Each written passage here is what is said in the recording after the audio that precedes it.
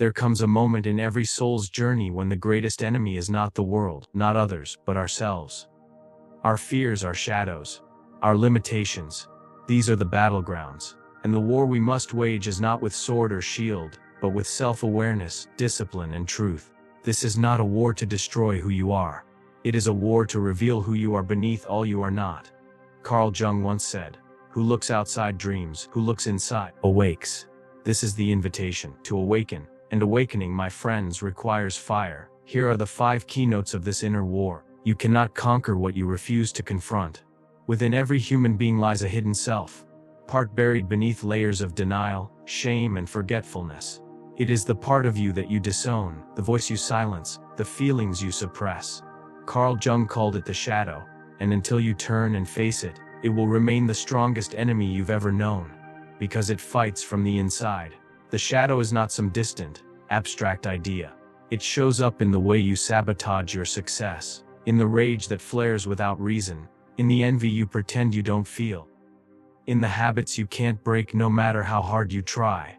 It's in the irrational guilt that haunts you at night, and the quiet hatred you hold toward yourself that you dress up as perfectionism. It wears 1,000 masks, and its power lies in one simple truth: it operates unconsciously, and what is unconscious rules you. Most people spend their lives projecting the shadow onto others. They blame the world, their past, their partners, their enemies. But the bravest act, the act of true maturity, is to stop pointing outward and start looking inward. What in you is unresolved? What have you buried, refused to admit, or never dared to examine? The war begins here. Facing the shadow is not comfortable, it is not clean. It is not heroic in the way we like to imagine. It is messy. It can break you before it builds you. But that is its purpose, not to destroy but to wake you up. The shadow is not evil, it is simply unknown. And once you bring it into the light of your awareness, it begins to lose its control over you. You begin to reclaim your power. You cannot become whole by pretending half of you doesn't exist. You cannot grow while clinging to a false version of yourself that only shows what is socially acceptable, agreeable, or impressive. Real growth is raw. Real transformation requires that you own your darkness, take responsibility for it, and learn to understand it. Not to indulge it, but to integrate it. Integration does not mean acting out your shadow. It means learning from it, listening to it, understanding what it guards. Often, your shadow is not trying to destroy you. It is trying to protect you, using outdated and dysfunctional strategies formed in childhood or trauma. When you face it with compassion and strength, it becomes your ally. And in doing so, you evolve. So ask yourself, what part of me do I fear most? What am I hiding from the world? What story do I keep repeating without knowing why? Because only by facing the shadow can you stop being a prisoner of your past. Only by bringing it into conscious can you finally step into your full potential. The path to greatness, to wholeness, to truth. It runs straight through your darkness. Walk it bravely. This is the real war, not to defeat the shadow, but to reclaim it. To stand in the fire of self-awareness and rise. Not as half of who you are, but as the whole. Let the world see that. Let you see that. There is a version of you that the world sees. A carefully constructed identity made up of roles, expectations, habits, and the endless pursuit of approval. It is the self you've learned to show, the one that smiles when it's hurting, that agrees to belong, that performs to be accepted. This self is not false in the sense of being a lie. It is false because it is incomplete. It is the ego, and while it serves a function, it is not your true self. The ego is a mask. A necessary one in early life, because it helps us navigate society, form relationships, and establish a sense of control in a chaotic world. But there comes a time when the very thing that once protected us begins to imprison us. The ego clings to identity. What you do, what others think of you, your achievements, your status, your image. It is obsessed with survival, comparison, and being enough. But the soul doesn't care about any of that. The soul only wants to be, to grow, to express truth, to live fully and freely. And so a war begins between who you think you are and who you truly are. The false self wants security. The real self wants freedom, and freedom always demands sacrifice. The sacrifice of illusion, of comfort, of everything you thought you had to be. To slay the false self is not to destroy the ego entirely. It is to dethrone it. It is to strip away the layers of pretense until only essence remains. This process is rarely glamorous. It means confronting your insecurities head on. It means seeing how often you bend yourself to please others, how you say yes when you mean no, how you adopt beliefs and values just to fit in. It means watching the stories you tell yourself fall apart. Stories like, I am my career, I am only valuable if I am loved, or must always appear strong. When those stories fall, so does the ego's illusion of control, and that fall can feel like death. But in truth, it is a birth, the beginning of your emergence as something deeper, more honest, and infinitely more alive. Carl Jung knew this process well. He called it individuation, the journey of becoming the self, of bringing all the parts of you into harmony under the guidance of the soul, not the ego. But the ego resists. It will whisper, Lesk, you're nothing without your reputation. Don't change, you'll be rejected. If you show your real self, they won't love you. These are the ego's defense mechanisms, and they are strong, but they are not truth. The truth is, the more you let go of the need to appear strong, the more strength you actually find. The more you stop trying to impress, the more you begin to express. The more you surrender your attachment to outcomes, the more you open to life's deeper flow. To slay the false self is to make space for the real one to emerge, not in performance but in presence, not in perfection, but in authenticity. This is not an act of violence, it is an act of liberation. So ask yourself, who when I am not trying to be someone? Who am I when the applause fades, when the mask drops, when the room is silent? If that question frightens you, you are not alone. But within that fear lies the doorway to something extraordinary. You are not the mask. You are the face beneath it. You are not your ego. You are the soul watching it play its game. And when you finally choose truth over image, freedom over comfort, and being over pretending, you become unstoppable. This is your awakening. This is your war. And your victory lies in surrendering everything you are not to finally become all that you are. Transformation is not neat. It is not quiet. It is not comfortable. It does not knock politely on the door of your life and wait for permission to enter. No, it tears through the walls you've built, rips apart your certainties, and shatters the fragile sense of control your ego has worked so hard to maintain. Chaos is not a mistake. It is a necessary storm.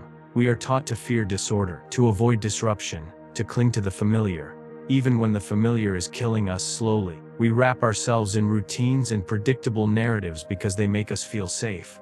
But nothing grows in total comfort.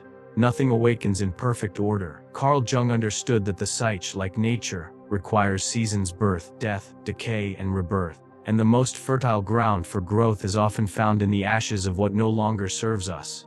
Chaos is the moment your old identity starts to collapse. It is the time when your beliefs no longer hold, your values shift, your relationships change, and your soul whispers, "This is not who you are anymore."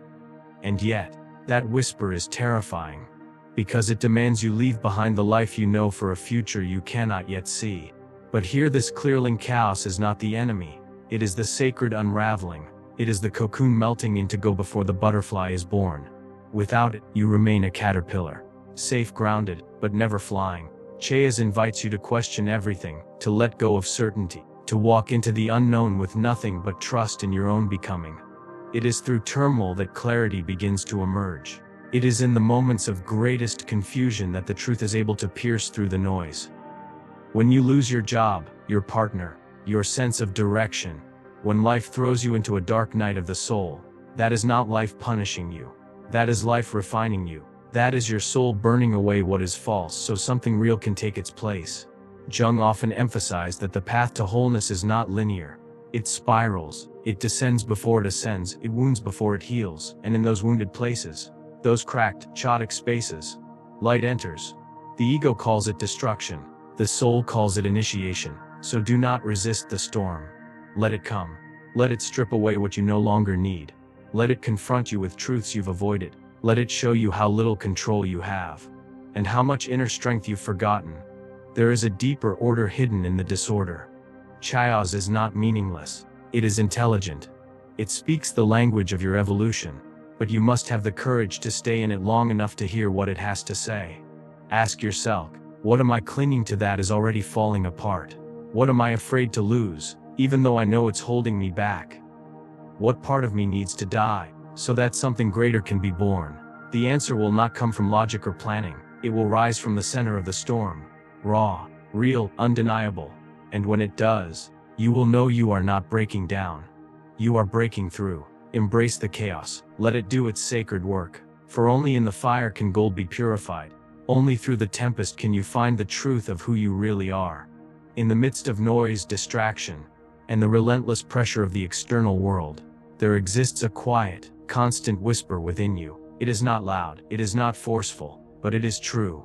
This is your inner voice, the voice of the soul, and it already knows the way. It has always known. The challenge is not that it does not speak. The challenge is that you have forgotten how to listen. From the moment we are born, we are taught to tune out this voice. We are shaped by others' expectations, told who to be, how to act, what to believe, what success looks like, and how happiness should feel. We internalize these scripts so deeply that the voice within becomes buried beneath the noise of social conditioning, fear, and self-doubt. But the soul does not forget who you are, and if you are willing to listen, truly listen, it will guide you back home. Carl Jung understood the soul as the self, the center of our being, the totality of all that we are, conscious and unconscious. He knew that within us lies a compass far more intelligent than the rational mind. It speaks not in formulas or facts, but in symbols, emotions, intuitions, dreams. It speaks in subtle urges, gut feelings, inner knowing. And when we ignore it, life grows dull, empty, and disconnected. When we obey it, even if the path is uncertain, something ancient within us comes alive.